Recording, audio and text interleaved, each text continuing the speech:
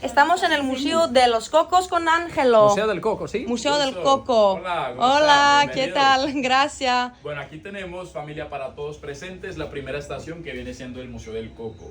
Como guía aquí les quiero compartir un poco acerca de esa materia prima que ha marcado una huella importante en el pueblo. Pues para nosotros como nativos o islandals, que islandal viene siendo un gentilicio que se nos da a todos los que seamos de este archipiélago por nacimiento, tanto puro o impuro. Siempre y cuando usted sea de la isla lo llaman igual, no hay diferencia. Nativos, sanandresanos, raizales, isleños, pero islandals abarca todo en conjunto para que así se eviten polémicas entre nosotros. Entonces, como islandals somos este pueblo que considera que el coco sí tiene un valor significativo, no por el hecho de que es muy consumido a diario, sino que el coco, al ser un fruto tan versátil en San Andrés y se produce bastante, lo convierte en esa economía que fue una base. Desde el año 1921, la isla exportaba cocos para Nicaragua, con Panamá y hacia Costa Rica en Puerto Limón. ¿Por qué con estos tres países?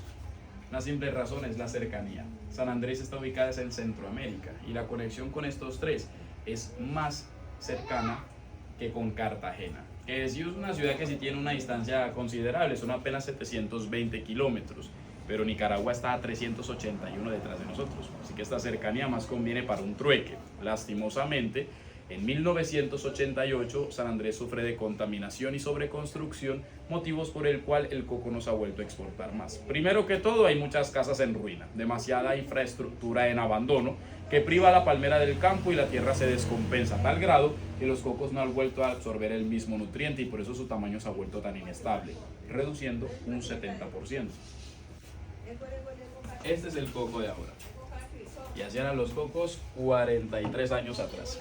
Wow. Entonces, para antes conseguir ese cocote, un coco loco ahí y a usted corre un riesgo de quedar más loco que el coco, listo. Entonces, para antes conseguirlos, aquí las palmeras, los nativos acostumbran a escalarla con una chaqueta, pero tiene una costura en pelo de coco, protegiéndote, debido a su grosor, de picadura del mosquito. Escorpión, hormigas, alacranes, grillos, boas, escarabajos. De lo que no te protege esta chaqueta es de un ataque de escolopendra, y estos aquí se ven muchísimos.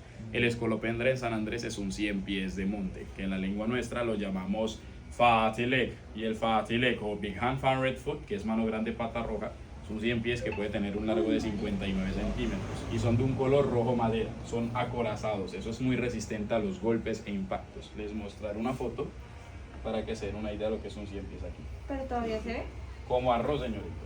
Ay, ¡Wow! ¡Mi Dios! Y lo malo es que son antojosos. Ya un 100 pies ataca de siempre y cuando sus víctimas vengan comiendo paletas a estas horas de la mañana. Del resto, pues todo bien. ¿Qué están comiendo ahí de casualidad? Pero paleticas, bueno, por ahí se criticado con eso. Bueno, aquí tenemos. Muy parecido, muy parecido. ¿Qué es esto atrás? Aquí tenemos. Una broma, es una broma. Si vos ves, es ese, no se me meten por ahí, parecen los de la Diana, están por todos lados. Adelante, bienvenidos familia. Bueno, de este lado tenemos la famosa cela o la enjalma del caballo. Esta montura por lo regular se hacen en hojas de palmera y en las hojas del banano, porque tú al sumar estas dos hojas en trenza, da una suavidad que a la vez distribuye de forma uniforme el peso de la angarilla que montaban sobre caballos. Era una carga en madera con pesos de 400 libras. Cada saco sumabas 90 unidades de esos cocos grandes sin la piel para que le vaya dando un espacio extra. La fibra del coco, estopa o capacho.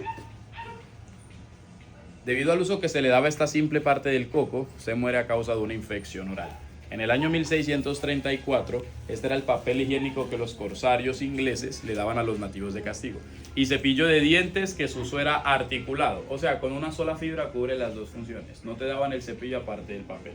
Incluso en nuestro idioma, que por eso era el motivo del castigo, tiene un nombre diferente ya por el orden de uso. This one, that the clean behind or the rush body. And this one later for you, that one brushing it after with the same too. Traducido. Con este que usted procede a rayarse el ojete, también después se pillaba la jeta. Era de abajo hacia arriba, no de arriba hacia abajo. Un 2 en 1 provocando esa muerte por infección oral, sin derecho a ser lavado porque te ejecutaban de inmediato.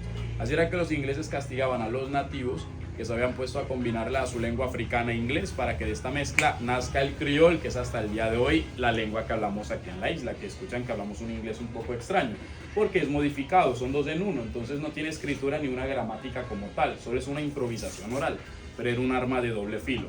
Aunque lo usaban para entender a sus amos y confundirlos, un esclavo no le permitían comunicarse libremente y este era el precio que tenían que pagar. ¿Listo? Así que si más tardecito alguna urgencia sanitaria, puedes prestar. Los quiere exfoliantes, ahí tengo unos acolchados con micro. Yo me voy a usar Este, después. bueno, más tardecito, entonces lo lavas, pues ya lo usaron ayer, pues eso tiene la punta un poco de frío. Vamos a la siguiente sala por ambas puertas, por favor.